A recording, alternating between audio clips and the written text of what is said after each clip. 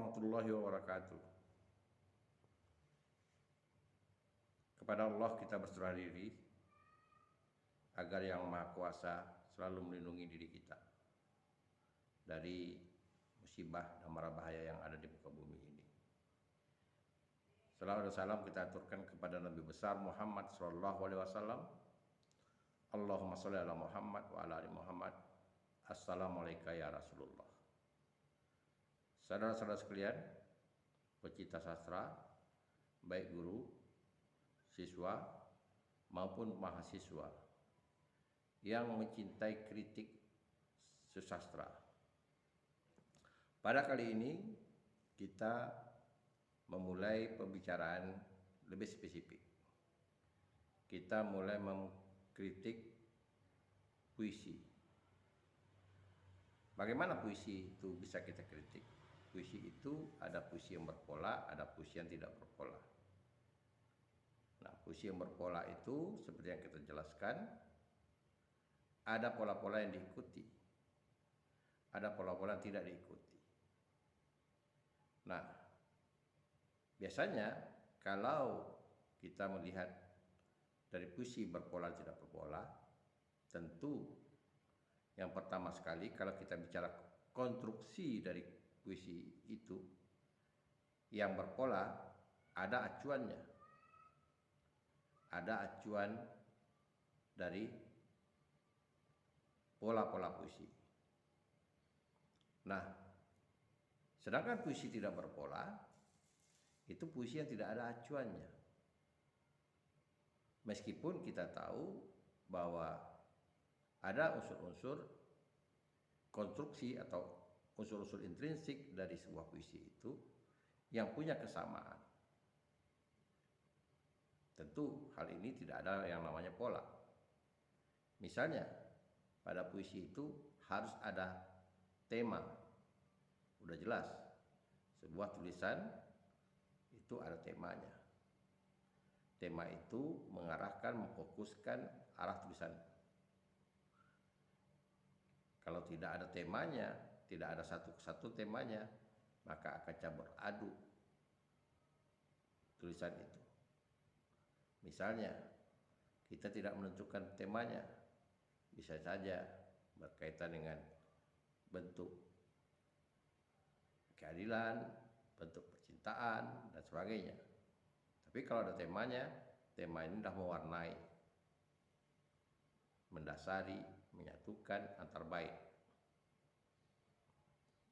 Kemudian amanat. Kita tahu bahwa amanat itu juga ada polanya. Penyampaian amanat itu. Amanat itu ada yang tersurat, dilarik. Kalau dalam puisi, dalam larik-lariknya. Dan ada amanat tersirat. Ini hasil dari interpretasi si pembaca. Lalu ada diksi. Juga ada polanya. Cuma bagaimana memilih diksi yang tepat.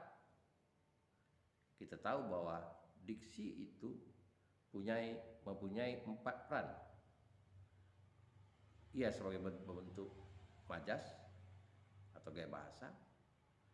Diksi sebagai pembentuk rima, penyempurnaan rima atau awal dan mulanya rima. Diksi sebagai bentuk membangun makna konotatif atau makna yang sifatnya lebih inspiratif, tidak sesuai dengan bahasa mana kamus, mana konotatif. Kemudian diksi yang bisa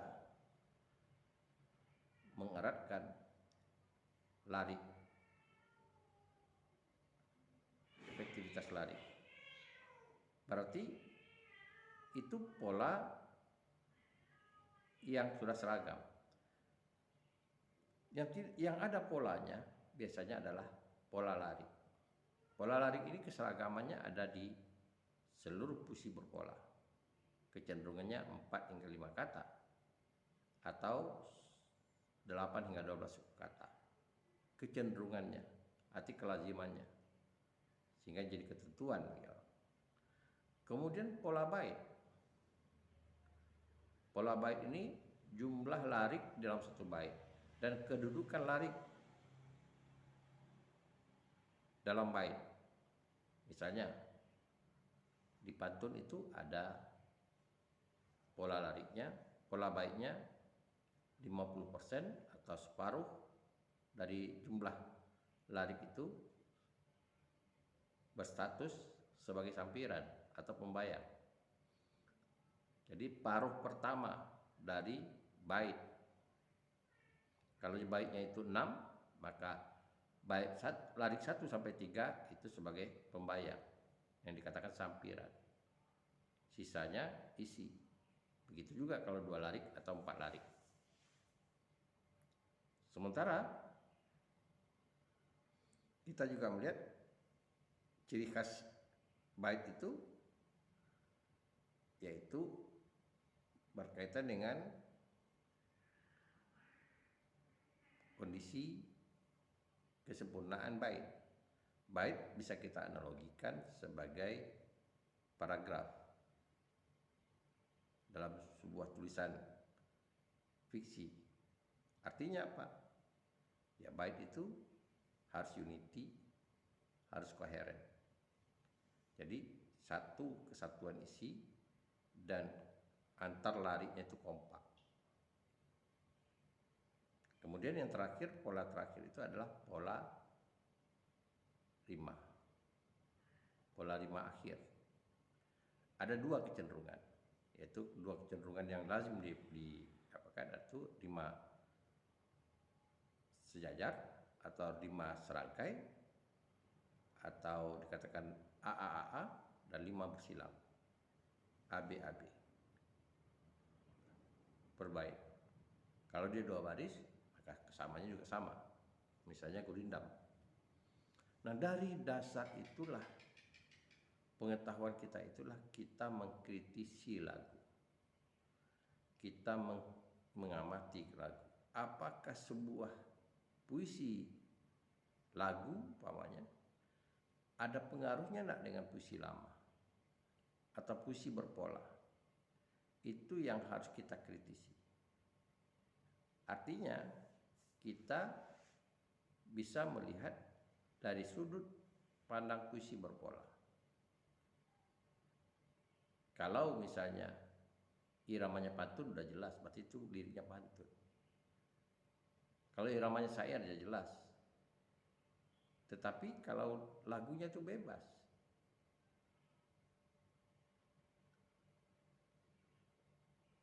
ada enggak pengaruhnya? Lalu kalau ada, kemana cenderungnya dalam puisi berpola? Nah, saudara-saudara sekalian, karena bukan tidak mungkin sebuah lagu yang kita kategorikan puisi ada unsur-unsur yang mempengaruhi dengan puisi berpola. Artinya kekuatan unsur itu menjadi kekuatan lagu. Contoh, kesamaan rima akhir. Dia mempunyai rima akhir yang sama pada bait. Nah, ini kan membayangkan kita kepada syair. Walaupun dia tidak terang-terangan membuat itu syair. Tapi sebagai kritik kita mengatakan bahwa itu ada nuansa syairnya dari segi rima. Atau dari pola larik, kalau kita menjumpai mayoritas lariknya itu dalam bait itu berkisar 4 hingga 5 kata setiap larik, atau 8 hingga 12 suku kata, maka bisa jadi di samping ini memperkuat kita keyakinan kita bahwa dia ada pengaruh dengan puisi berpola.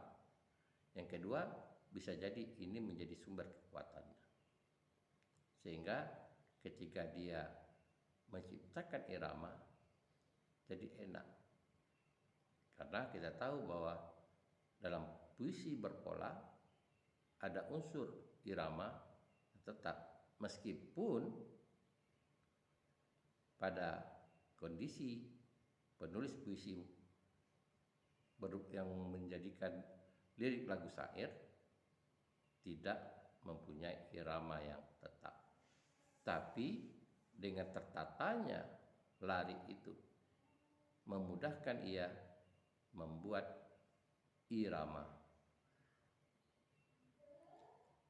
Begitu juga kalau kita ingin melihat pola baitnya. Nah, ada kecenderungan pola bait dari sebuah lagu itu, setiap bait itu terdiri dari 4 larik kecenderungannya, 4 larik per larik. Mungkin saja ini pengaruh dari syair yang 4 larik. Namun kita tidak terbuai di situ. Apakah 4 larik itu dia punya kualitas secara de facto bahwa memang dia menjadi satu kesatuan ide atau unity. Nah, artinya satu gagasan. Kalau tidak, berarti kita bisa melihat bahwa pengarangnya tidak mempertimbangkan hal itu. Ada ketidakmahiran si pengarang membangun bait. Begitu juga kalau kita simak antar larik dalam satu bait. Apakah dia menjadi satu kesatuan? Biasanya seiring itu. Satu unity, satu ide dengan larik, satu kesatuan larik. Nah, artinya harmonisasi dari bait lagu itu dapat kita katakan bahwa memang dia punya kualitas dari segi bait. Saudara-saudara sekalian, lalu pesan, kita bicara amanat. Kita kembali ke flashback amanat. Apa amanat yang disampaikan? Apakah amanat itu berlaku secara universal atau berlaku secara individual? Universal saya katakan begini, semua orang merasakan amanat itu. Semua orang merasakan menyetujui amanat itu. Secara konvensi orang setuju dengan amanat itu.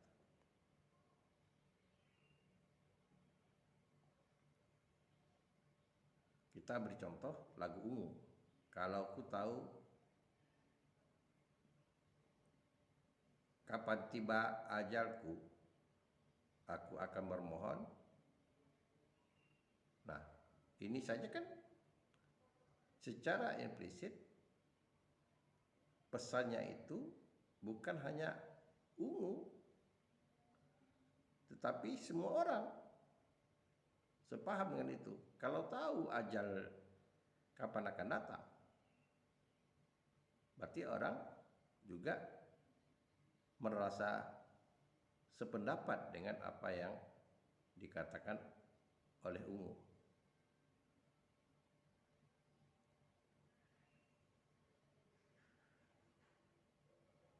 Begitu juga misalnya kalau kita melihat amanat yang memahami amanat yang disampaikan dalam lagu Iwan Fals,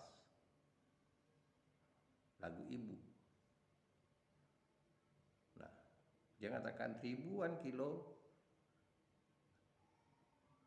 Kalau dihitung, seorang ibu itu pendapat kita.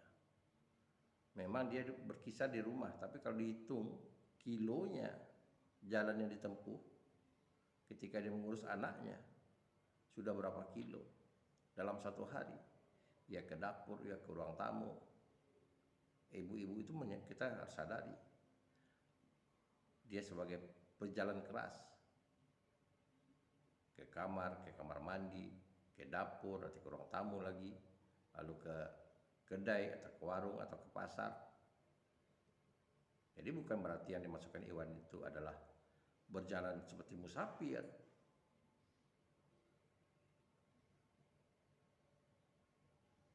ini interpretasi kita gitu. Dan orang pada setuju. Sehingga lirik Iwan itu secara tidak langsung mendapatkan simpati dari yang mendengar. Saudara-saudara sekalian, berarti kalau kita sudah mendalami ciri-ciri puisi berpola, yaitu berkaitan dengan pola larik, pola bait, dan pola rima, maka berdasarkan itu kita bisa melihat atau menyenter lagu-lagu yang populis pada masa sekarang ini atau pada masa lalu. Lagu-lagu kita kategorikan sebagai puisi bebas, puisi tidak berpola. Dari mana letak pengamatan kita? Kecenderungannya. Kecenderungan kita mengkritisi kecenderungan. Apakah ada kecenderungan pola lariknya atau pola baiknya atau rimanya mengacu kepada puisi-puisi berpola? Karena disadari atau tidak, maka puisi bebas itu bisa saja terpengaruh dengan puisi-puisi berpola. Nah, oleh karena itu Anda bisa mengamati lagu-lagu yang populer dari segi liriknya. Apakah pola lirik itu dipengaruhi oleh puisi-puisi yang berpola? Jika tidak, maka Anda beranjak ke diksinya. Bisa jadi diksinya itu punya keunggulan. Berarti tidak pada pola-pola larik atau pola bait dan pola rima, tetapi pada pilihan diksinya. Misalnya, bagaimana dia mendapatkan diksi itu dengan tepat. Nah, dari sini kita bisa mengamati, berarti kekuatannya bukan pada pengaruh pada pola larik, tapi pada diksi yang dipilih. Jika hal itu juga tidak ditemukan, artinya dia masih menggunakan diksi yang biasa, yang maknanya itu tidak perlu diinterpretasikan. Maknanya makna kamus, maknanya makna denotatif. Anda beranjak lagi ke amanatnya. Apakah amanatnya itu membuat orang lebih merasa bahagian dari lagu itu, atau merasa terwakili oleh lagu itu? Karena kita tahu bahwa amanat atau pesan ini bisa saja berlaku secara individual dan bisa jadi secara universal. Pesan-pesan itu bisa saja merupakan pesan-pesan yang universal, sesuatu yang dianggap orang secara konvensi setuju dengan pesan-pesan yang disampaikan. Lalu, berapa pesan yang disampaikan? Dan berkaitan dengan apa pesan itu? Nah, Anda bisa meneliti lagi masalah pesan ini lebih dalam lagi. Bisa jadi pesan ini mewakili apa yang sedang dipikirkan oleh orang pada umumnya, atau memang dasar dari budaya manusia. Misalnya berkaitan dengan kebutuhan kita. Manusia itu perlu pengembangan diri. Manusia itu perlu penghargaan. Manusia itu perlu pengakuan dan sebagainya. Nah, jika hal itu merupakan pesan dari lagu, bukan tidak mungkin pesannya lah yang menarik perhatian bagi orang dan lagu itu menjadi lebih populer.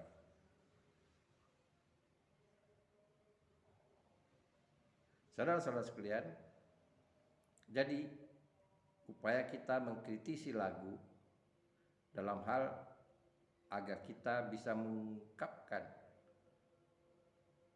atau membuka rahasia kenapa sebuah lagu itu bisa populer.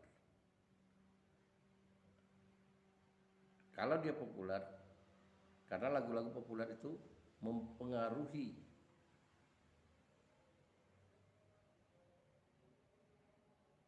masyarakat yang lebih luas.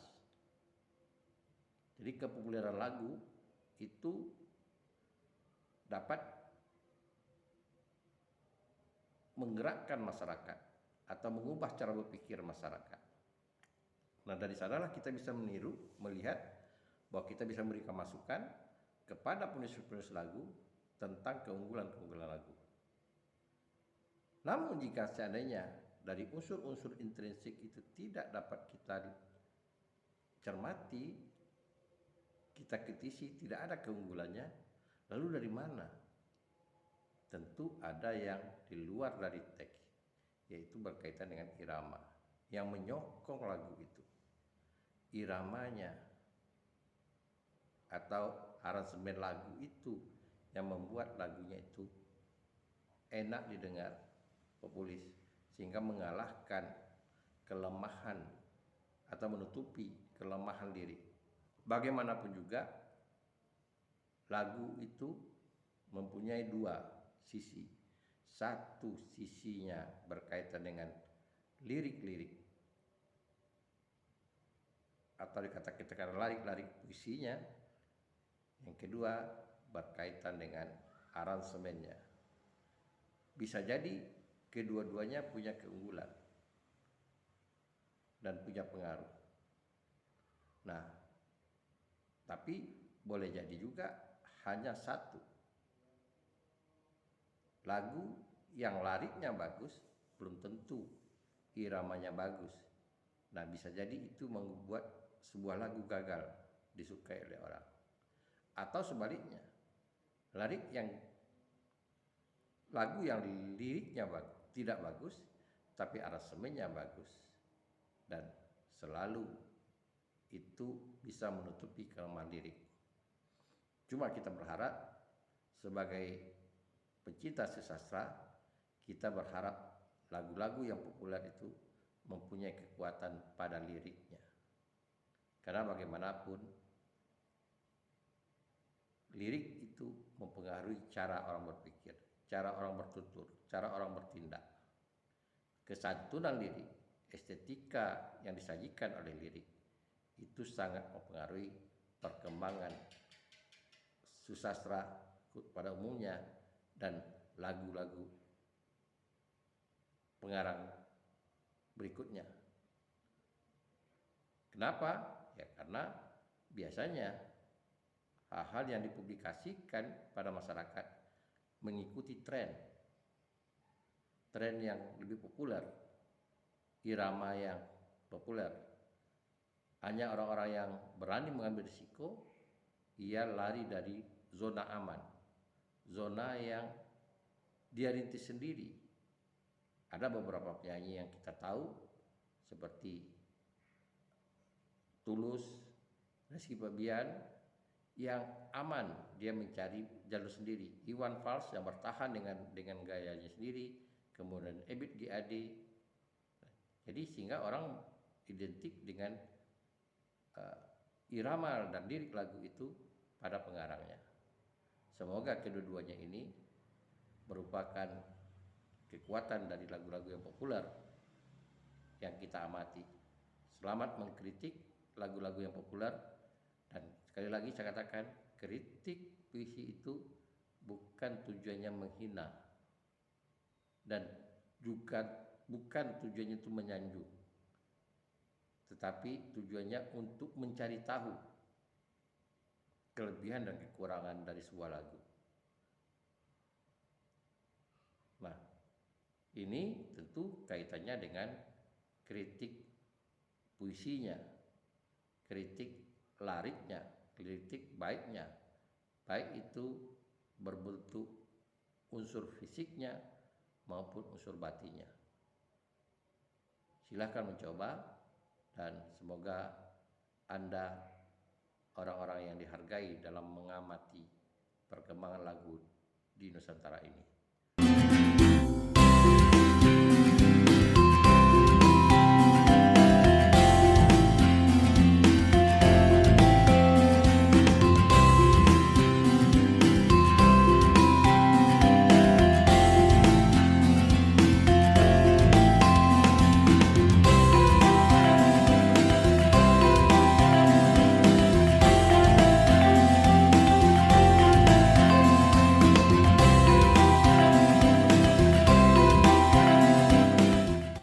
Wabillahi taufiq wa hidayah. Assalamualaikum warahmatullahi wabarakatuh.